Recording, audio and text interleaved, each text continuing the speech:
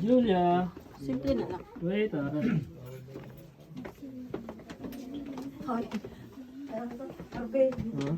si Sensei mo tinanong ako, kayo kayo maglulong daw na pizza? Sabi ko po, hindi. Dahil nang tinanong ako, hindi pa nagme-message sa akin si Jetta, hindi pa ko nag-message. Bigla naman eh. Sana ako yung sunod sa mo ngayon. Kaya sabi, hindi ako sa stock hindi magkakampi. Yan mami, yung mga stalactites, bawal hawakan. Alin? Yung mga kristal na ganyan, bawal hawakan.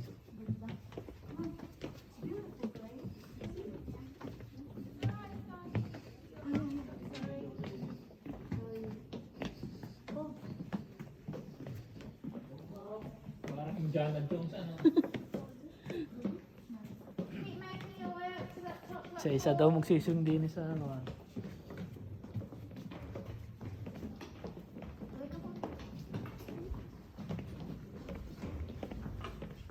Oops.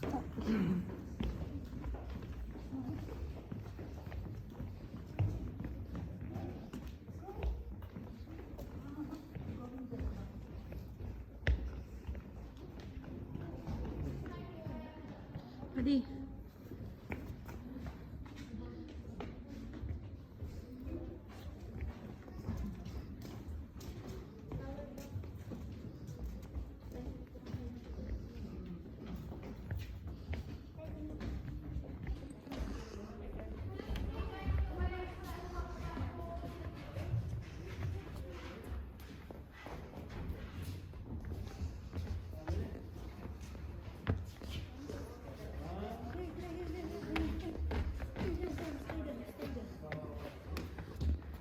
Nakailang step na ba tayo?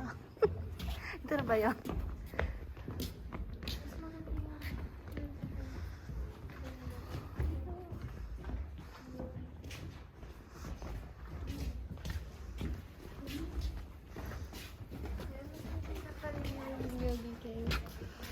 Sa susunod.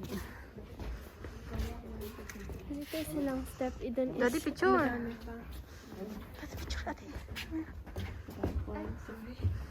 Picture. Yan, kayong dalawa, kantat lang. Ate, Julia, Julia. Come here, baby.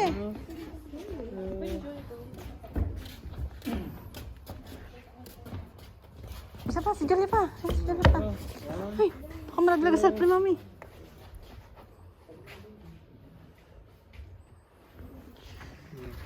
Time for. Hoy, ate, Julia, come here. Tayo up. Ate, come here. Ate, So where we just entered in from wasn't actually the original entrance into the cave. Can anyone give a guess whereabouts in this chamber where the original entrance was? Should be up there. At the back here? Not quite. Any other guesses? Ano Down yun, daddy? there? No. If we have a look above us, Oh, down here yeah. we have a hole.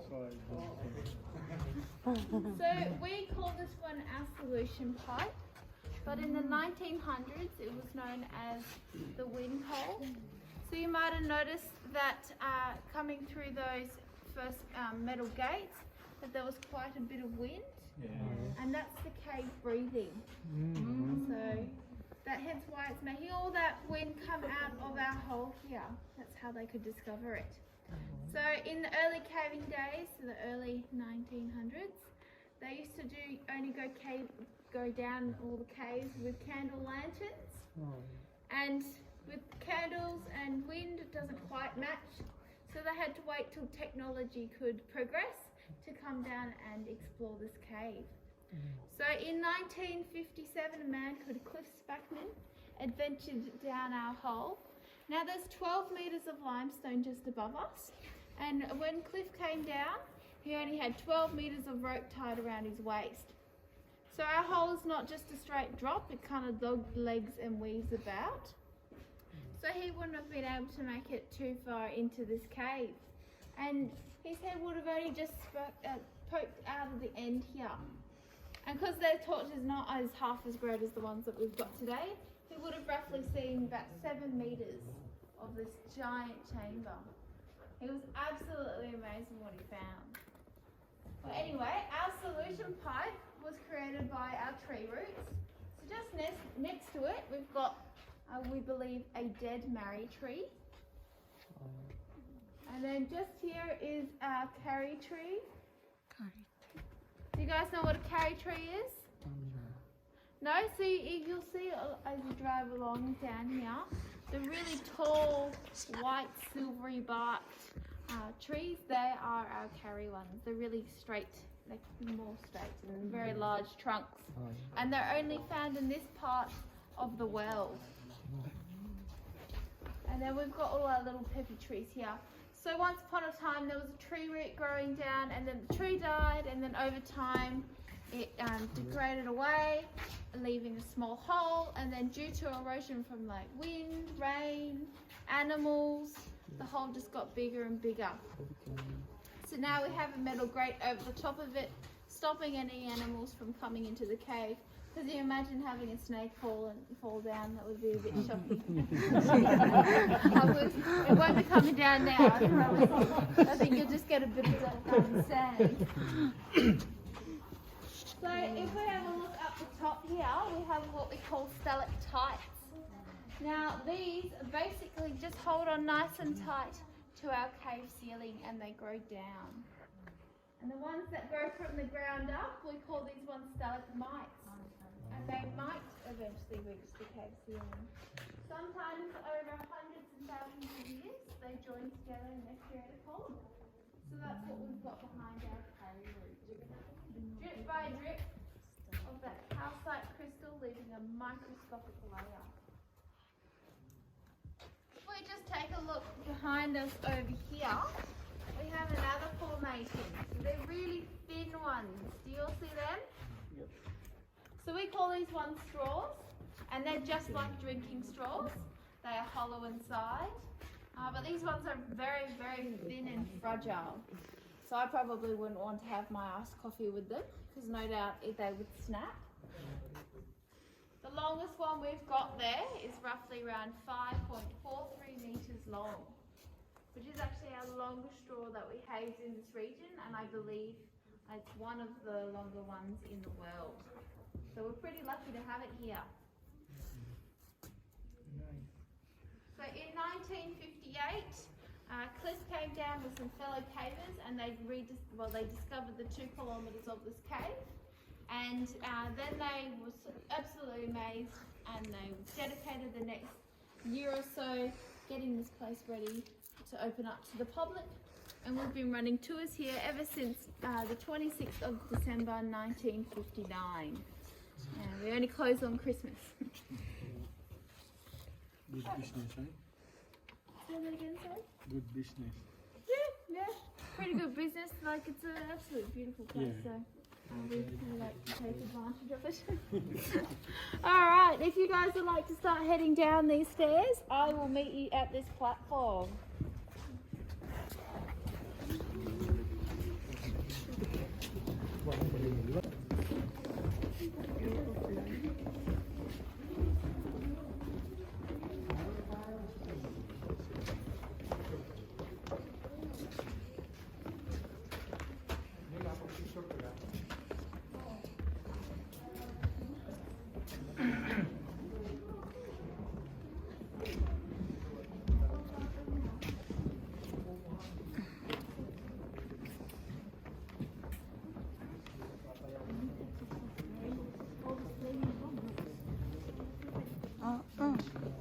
Lalim pala yung kala ko kanina eh.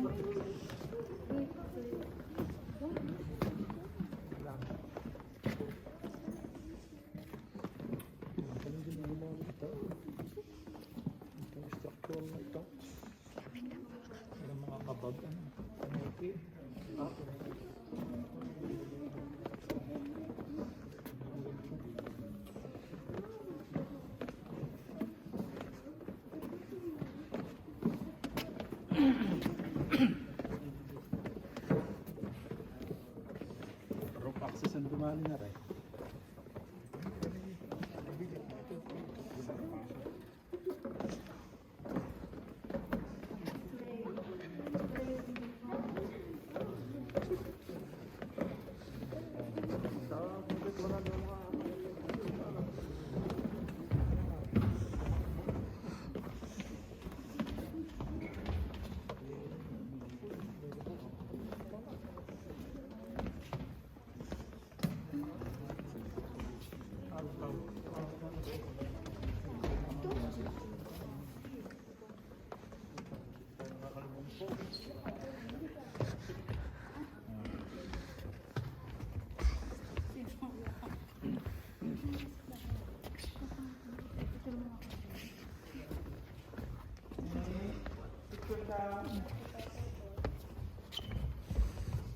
Sorry.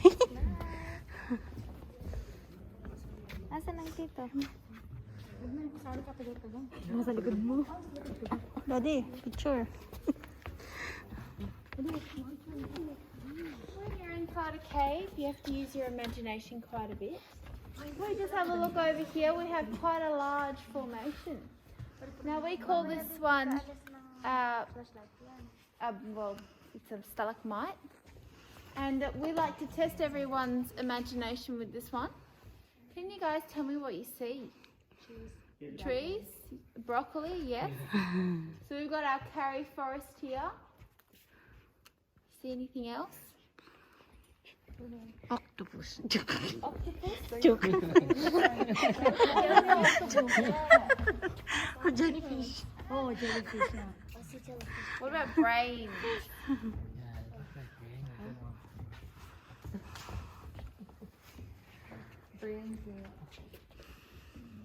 Some people see mushrooms, melting ice cream. Yeah, mash.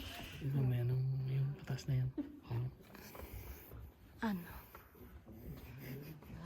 Ano yun? If we have a look over here, we have another formation. So this very smooth surface we call flowstone. Now this would have had quite a lot of activity come through it. Hence why it's kind of gushed over the edge of our limestone rock and solidified. So we call this one our frozen waterfall. And Cliff Spackman's daughter was the first and only person to ever get married inside this cave. We said to people that they're allowed to propose, but unfortunately, I think I will be doing that. And like thermals underneath your heads.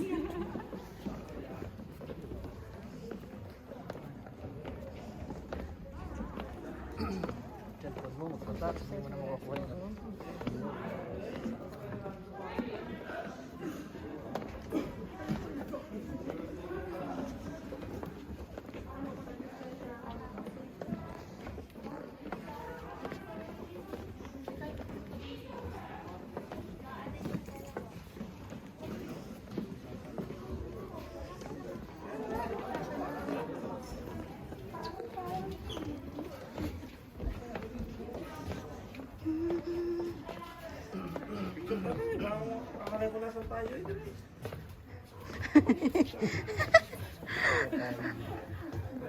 Akala ko saan nagpunta. May ebidensya. Daddy, Jasmine, Julia, Daddy. Daddy, go. Hindi ko alam kung ha. Ito naka-video to pero kiniklik ko yan. Meron kaya yun.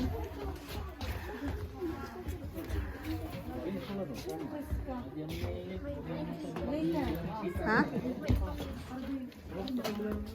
May? Can you guys give a guess how far underground we are? 100 meters? 300. Oh my God. How many steps do you think we've done? So it's roughly around 42 meters underground. 30 meters from here to the cave ceiling, plus that additional 12 meters of limestone.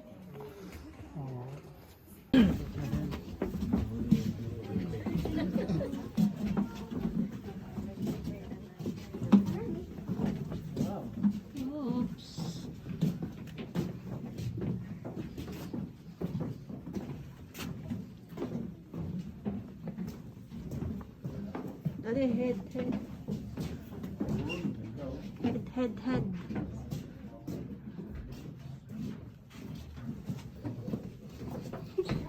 Daddy, picture.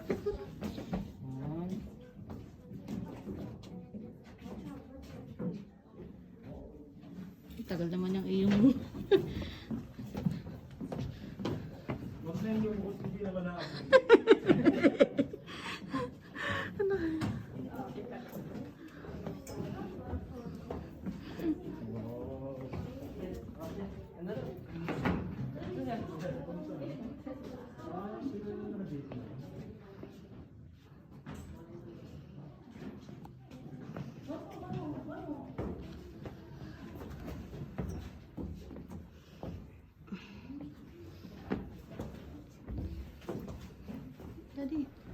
picture. Balik lang.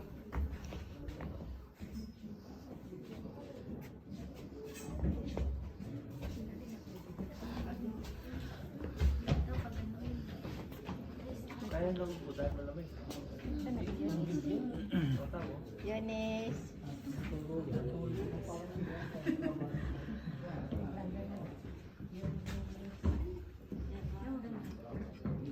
Sino? Hindi, ang ganda yung kuha ko yan.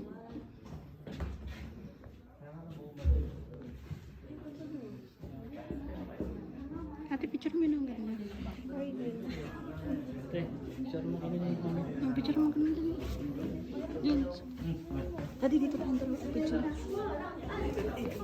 Kasi mo na sa mo. Oh, may live. Aga. Ano, tago mo na cellphone mo. Ah, naka-live nga to eh. Paano mo ang ganda ko? Ah, wait lang ate, wait. Stop.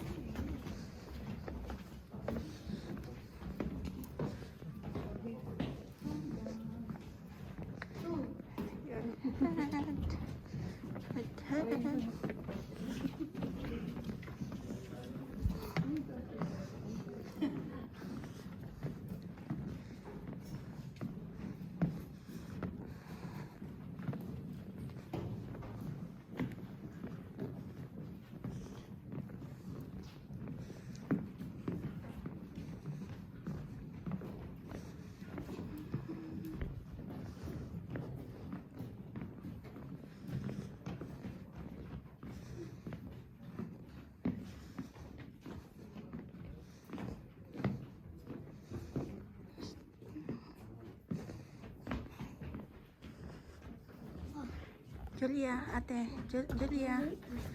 Jasmine. Julia. Julia. Jasmine. Ate.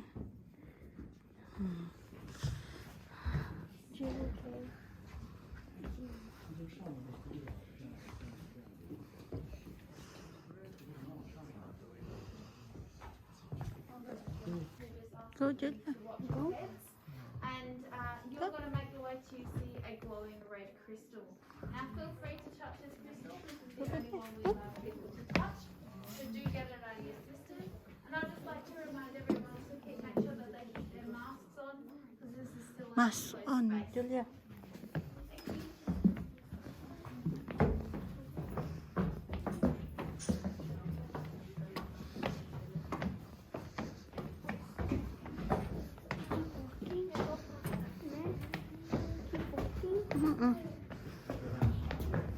Oh, sorry. Ate, picture mo si Julia doon. Go. Harap kayo, ate. Okay, maganda. Picture dati. Dati picturean mo ako.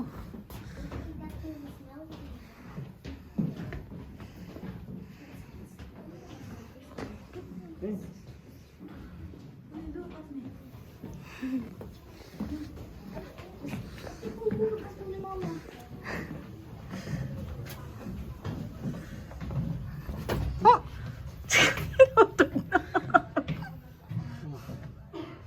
Ay, bababa ko. Huh? Siya. Hindi, ay, bababa ko cellphone ko. Ay, nagbibidyo.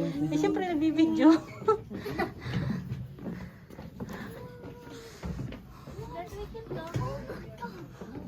Stop doon sa may... Julia, wait.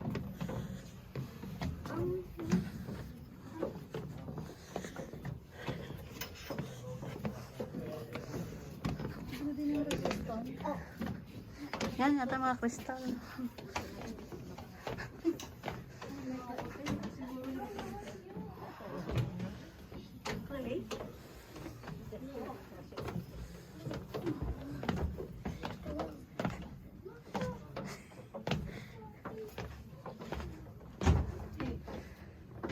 Ano? Masakit? Pogi. Nakalimot. Nakalimot.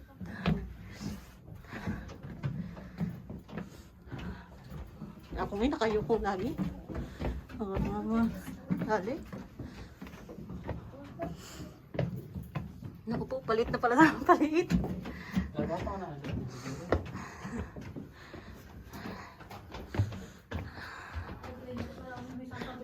Bien, palit ng palit na. Yan nga sa dulo, gagapang. Yun. Yun ang lang. Basta.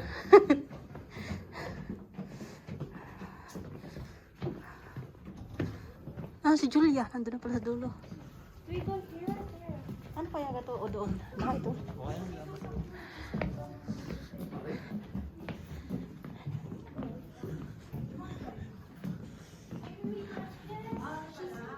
Hoy, no.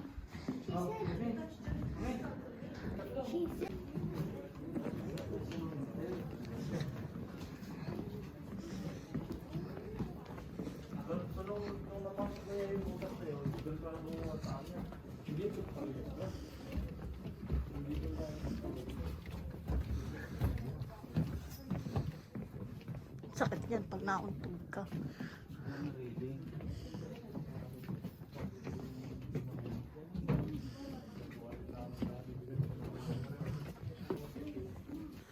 Merong magaspang, merong magaspang.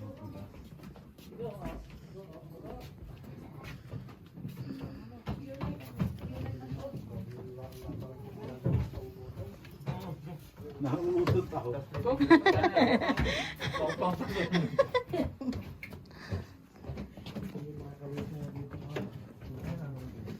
Walang mga insekto. Ano?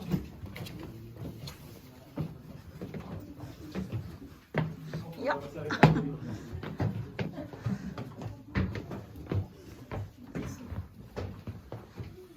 Hala, palit na ng paliit. Mahirap pala dito pag matawa.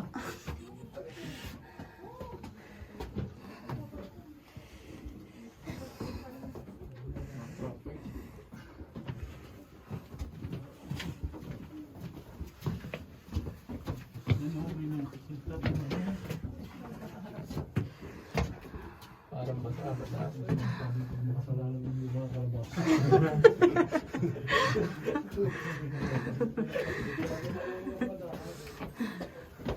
Nautot. Nautot na lang siya. Ano pa ba?